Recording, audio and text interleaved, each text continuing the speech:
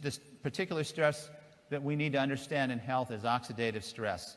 In oxidative stress, the vehicle for oxidative stress is free radicals. What's interesting is we knew about free radicals and their role in diseases and in aging way back in 1956. This article was published in the Journal of Gerontology, but it's lay dormant until just recently. So a free radical is an unpaired, negatively charged particle. It moves at high speeds, and it steals electrons from adjacent atoms, and it makes those atoms then unstable because nature likes stability. And so when you lose that stability, when those electrons aren't paired, you have a reactive molecule. Okay, and this is believed to be the root cause of aging and disease. All right, now people say, well, where do they come from? Well, most of the free radicals are generated in our day-to-day activities. Anytime you breathe oxygen, you're going to make free radicals. When you exercise, you're going to breathe more oxygen, make more free radicals. Our body is designed to manage that, no problem. What it's not designed to do is the overwhelming additional sources of free radicals, and these are some of the additional sources.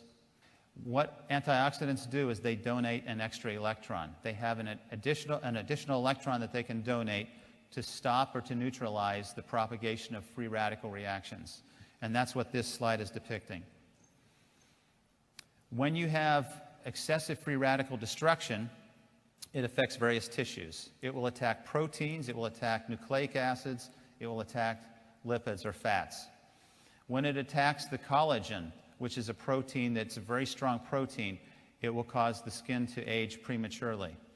When it attacks the elastin protein in the arteries become stiff because the protein changes its structure, and hypertension follows. Many of you will have normal blood pressure until you hit your 60s or 70s, and then all of a sudden you have high blood pressure. It's because of the aging process of those blood vessels that happens many times.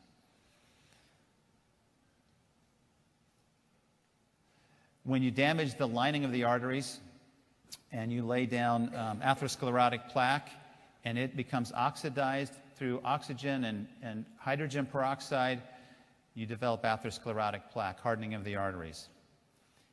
And then finally, if it damages or attacks the DNA, then it can cause injury to the DNA and the RNA that our body will repair, but every now and then it doesn't repair it efficiently, and that's the beginning stage of a cancer or a growth.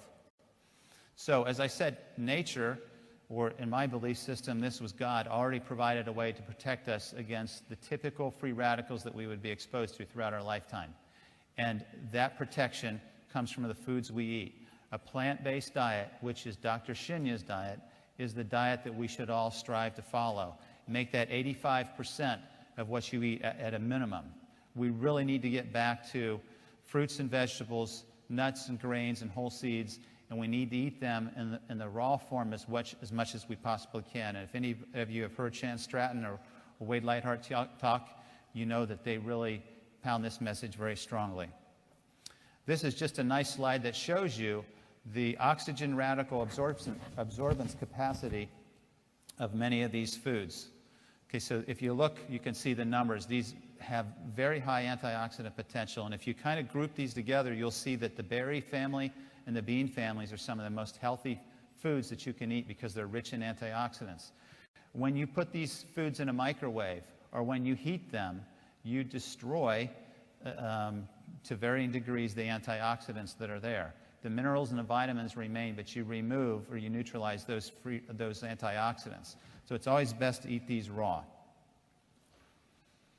Okay, because antioxidants are so important, our cells have gone to extreme measure to protect us against the exposure of free radicals in different locations in our body. So on the cell membrane, vitamin E and beta-carotene are the primary protector of that particular structure. They're antioxidants. Outside the cell, in the fluid, it's vitamin C and a compound called glutathione. Inside the cell, I don't need to read these to you, but your body is an amazing machine. It's designed to heal itself. All we have to do is nurture it. All we have to do is protect ourselves from many of the exposures that in this century, that many Americans and many people throughout the world are exposed to.